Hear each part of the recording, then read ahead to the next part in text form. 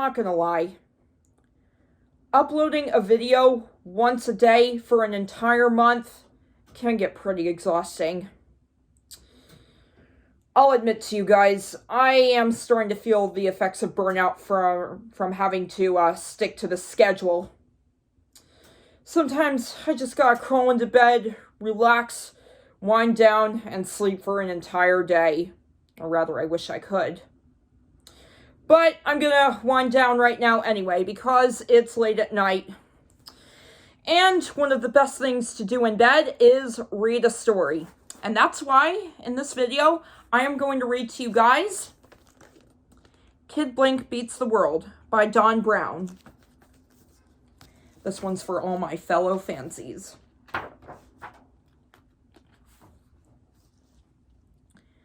It was all for a penny.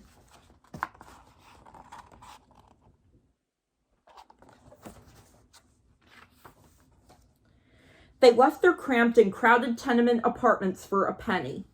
They scurried beside the pushcart peddlers for a penny. They dodged street trolleys and horse-drawn wagons for a penny. And in the summer of 1899, Kid Blink, Racetrack Higgins, Tiny Tim, Crutch Morris, and Crazy Arborn battled the world for a penny. The boys were Newsies. They and thousands of youngsters like them peddled the World and the Journal newspapers on the streets of New York City, a penny a paper. They bought stacks of papers, 5 cents for every 10 copies, and then hawked them to passers-by. The trick was to sell them all and not to be left with unsold papers.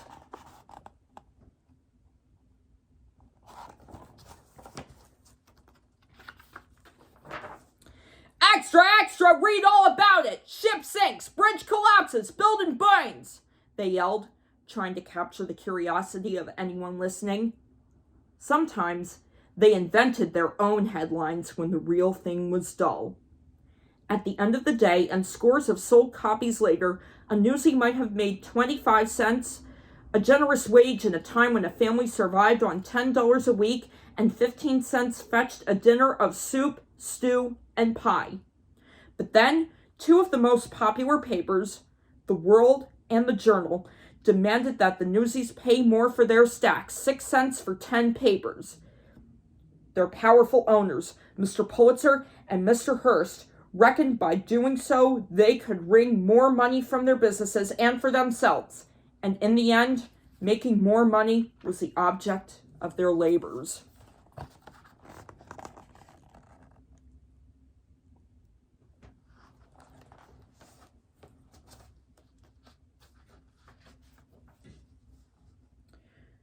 But the penny difference angered the Newsies, for they understood that an extra penny for the newspapers was a penny lost to them. 10 cents in a dollar is as much to us as it is to Hearst and Pulitzer, who are millionaires. I'm trying to figure how 10 cents on 100 papers can mean more to a millionaire than it does to newsboys. And I can't see it, Kid Blink explained. If they can't spare it, how can we? It was only a penny, but the young boys and girls wouldn't have it. So they decided to strike and stop all sales of the World and the Journal until the price was rolled back. 300 Newsies rallied on July 20th near the newspapers' offices in Lower Manhattan and tried to halt delivery of the papers. But the police scattered the youngsters, took a few to jail, and the papers got out.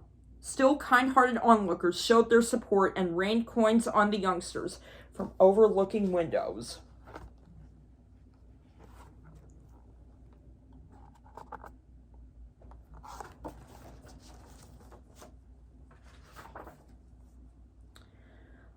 The bosses of the World ignored the demands of the youthful news peddlers. We have the situation well in hand, they said, but uptown, hundreds of Newsies heard of the strike. They decorated lampposts with banners that read, "Please don't buy the World and the Journal. Our cause is just, and we will fight for our rights." When the newspaper delivery wagons arrived, Newsies surrounded them and, with hoots and howls, drove off the delivery men and trampled the newspapers.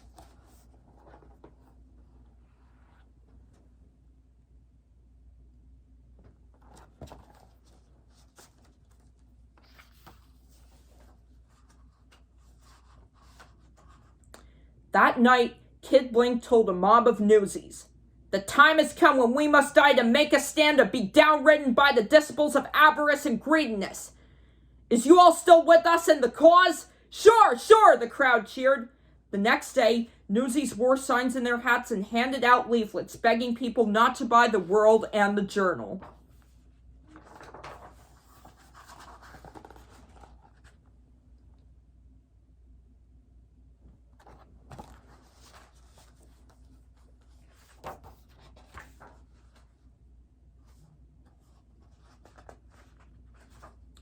They stopped newspaper deliveries, pummeled delivery men with rotten fruit, and swiped papers from the few kids and newsstands that still sold the papers.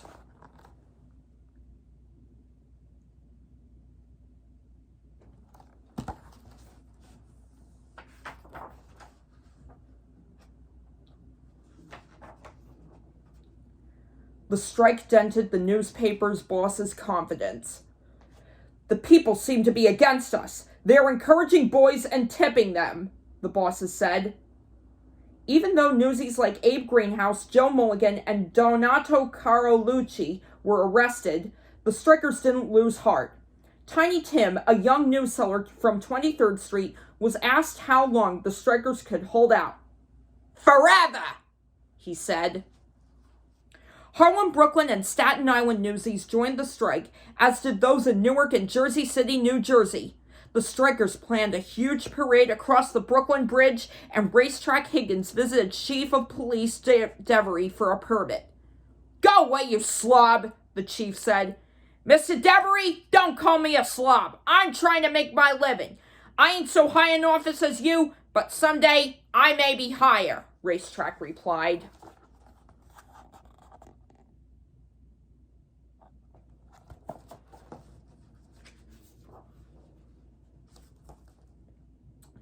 But the chief was unmoved, and the parade plan was squashed.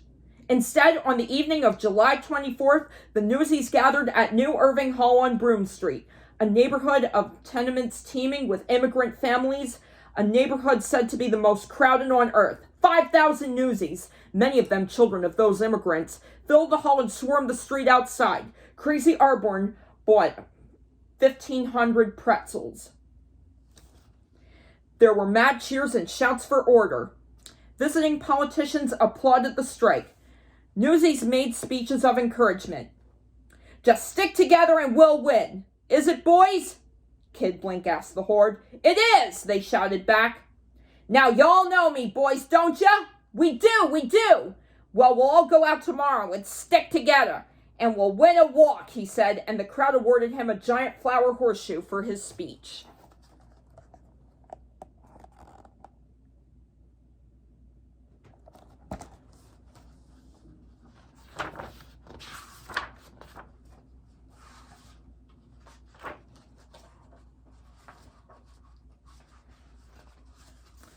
The strike pressed on.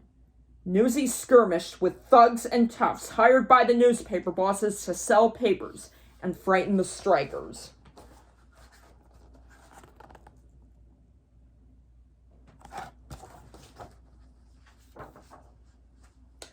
Beside the Brooklyn Bridge, they caught a woman selling papers from her newsstand. Many of the Newsies wanted to swipe her copies, but Kid Blink stopped them. "A fella don't soak a lady," he explained.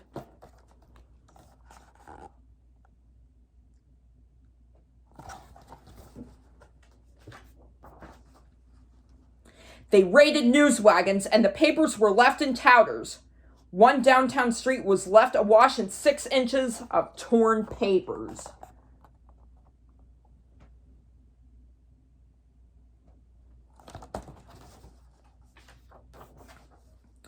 Permit or not, they paraded up the avenues in the hundreds. The police arrived and they escaped down alleys or disappeared along the street peddlers. Still, Frank Desso, Cornelius Boyle, and Isaac Miller went to jail.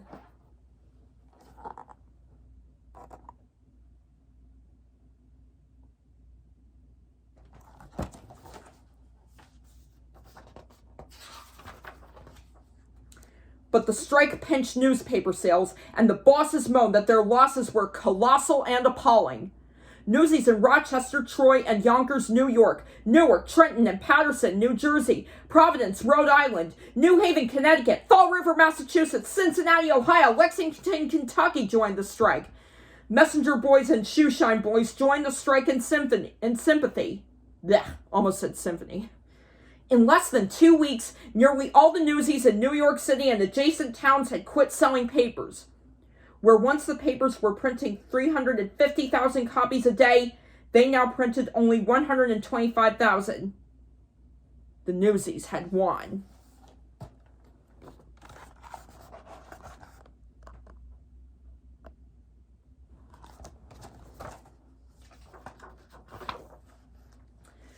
But the unlikely strike had an unlikely ending. The World and the Journal didn't lower their price. Instead, they offered to buy back all copies of the newspaper the Newsies were unable to sell. It was neither victory nor defeat, but something in between. A compromise. Clustered on the pushcart-crowded streets, beside the trolleys and horse-drawn wagons, and in the shadow of the cramped tenements, the Newsies tallied the gains and losses the compromise offered. When their calculations pointed to more money in their pockets, they decided to accept the deal. For in the end, the Newsies were no different than Mr. Pulitzer and Mr. Hearst. More money was the object of their labors, too. And the Newsies knew that more pennies in their pockets meant more pennies for their families, and a better life for them all. And wasn't that what it was all for?